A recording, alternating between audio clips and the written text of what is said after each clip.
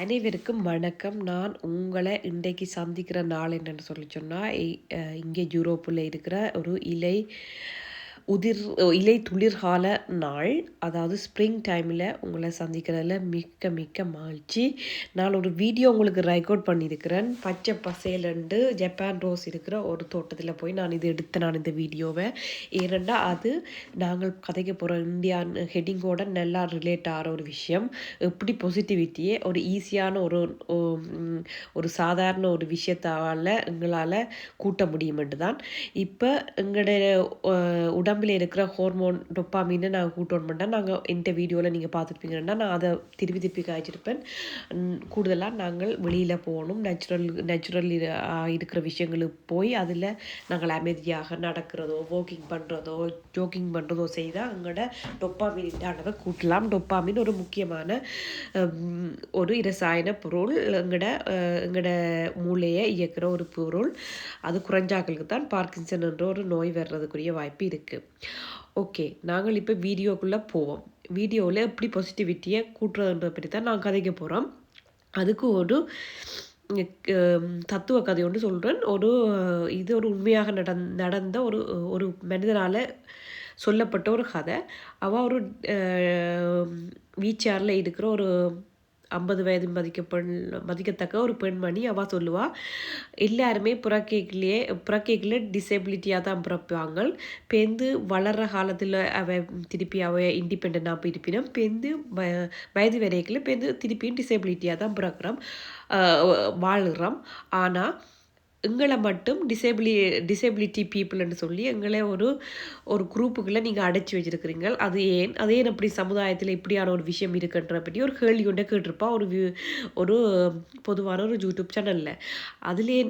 அதால் என்ன ஒரு விஷயத்தை எனக்கு தூண்டிச்சுதுன்னு சொல்லி சொன்னால், ஓகே, ஒரு டிசபிலிட்டியாக நாங்கள் எப்பாவது ஒரு காலத்தில் இருந்திருப்போம். மனிதனாக அப்புறம் எல்லாருமே டிசபிலிட்டியான ஒரு பீரியட்டை நாங்கள் கடந்து தான் பெறணும், கடந்தும் இருக்கிறோம். அப்போ மற்றவையை பற்றி நாங்கள் சொல்கிறதுக்கு எங்களுக்கு எந்த ஒரு தகுதியுமே இல்லை. முதலாவது நாங்கள் அதை யோசிக்கணும். நாங்கள் அவையை பரிதாபமாக கூட பார்க்கவே இல்லை. நீங்கள் உங்களோட விஷயத்தை நீங்கள் செய்தால் மட்டும் காணும். அவையை ஒரு பரிதாபமாக பார்க்காமல் அவையை இன்க்ளூஷன் பண்ணி நாங்கள் வாழலாம். ரெண்டாவது ஒரு விஷயம் என்னென்னா, எங்கள்கிட்ட இருக்கிற ஒரே ஒரு பெரிய ஒரு புள்ளியான விஷயம் என்னென்னு சொன்னால், எல்லாத்துக்கும் பயம்.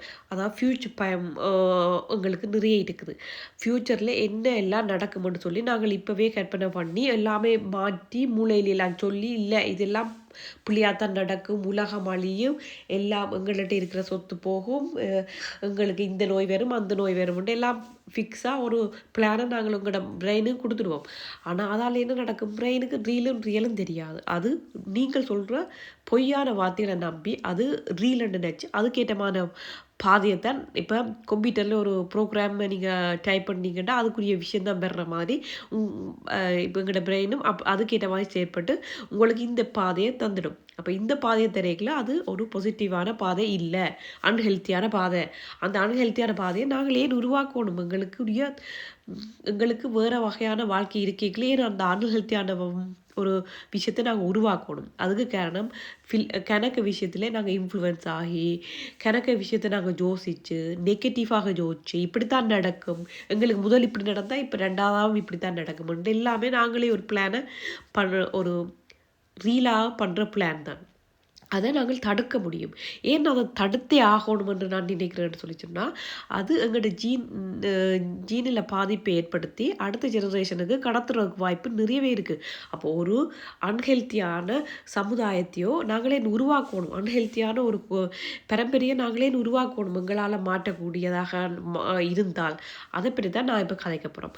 நான் இந்த வீடியோவை பார்க்குற எல்லாருக்குமே தெரியும், நான் எப்போவுமே சப்கான்ஷியஸ் மைண்ட் அண்ட் ரியல் மைண்டை பற்றி கதைச்சிருப்பேன். சப்கான்ஷியஸ் மைண்டுன்னு சொல்லி சொன்னால் ஆழமான மைண்ட். நாங்கள் படுக்கைக்கெல்லாம் கனவு காணைக்கில் கனவில் வர்ற விஷயங்கள் எல்லாம் சப்கான்ஷியஸ் மைண்டில் பதிக்கப்பட்ட விஷயங்கள்லாம்.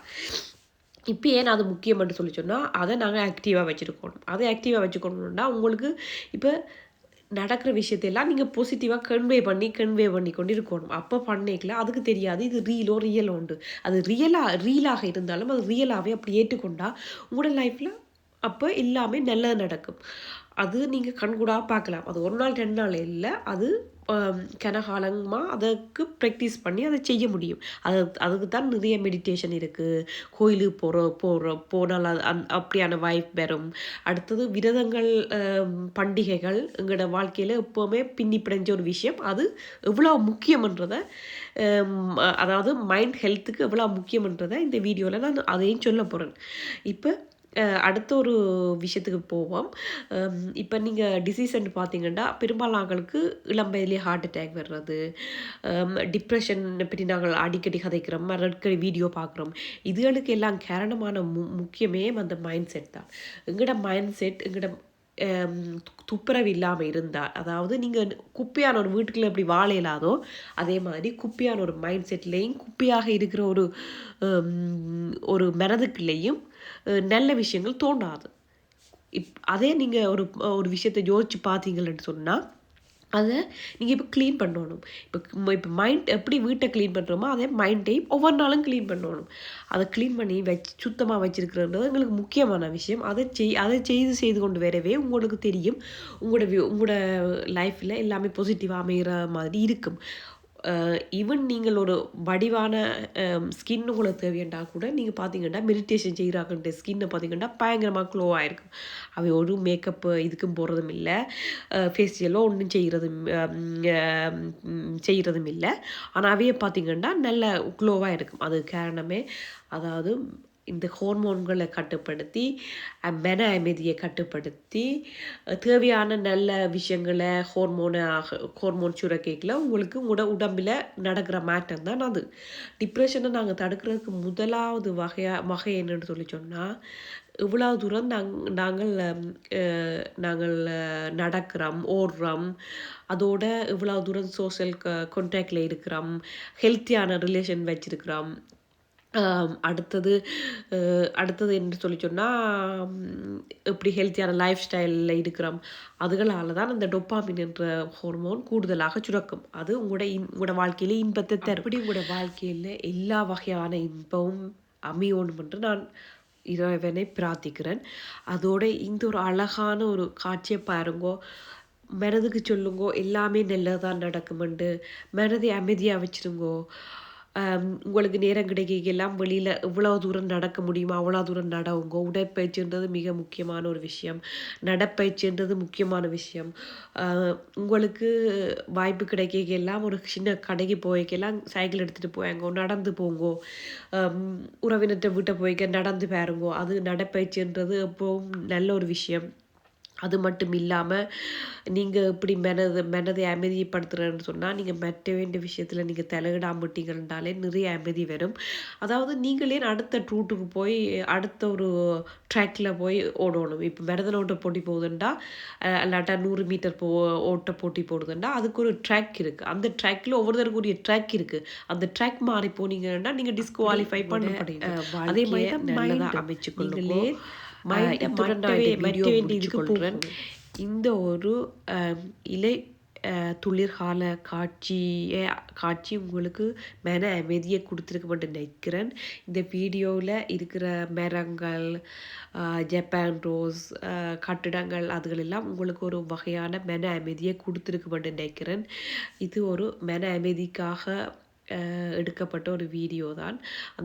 அந்த மன அமைதிக்காக எடுக்கப்பட்ட வீடியோவோட எப்படி பாசிட்டிவிட்டியை கனெக்ட் பண்ணுறன்றதை தான் நான் இந்த வீடியோ ரெக்கார்ட் பண்ணுற மூலம் உங்களுக்கு சொல்ல வர்ற கருத்தாக இருந்தது.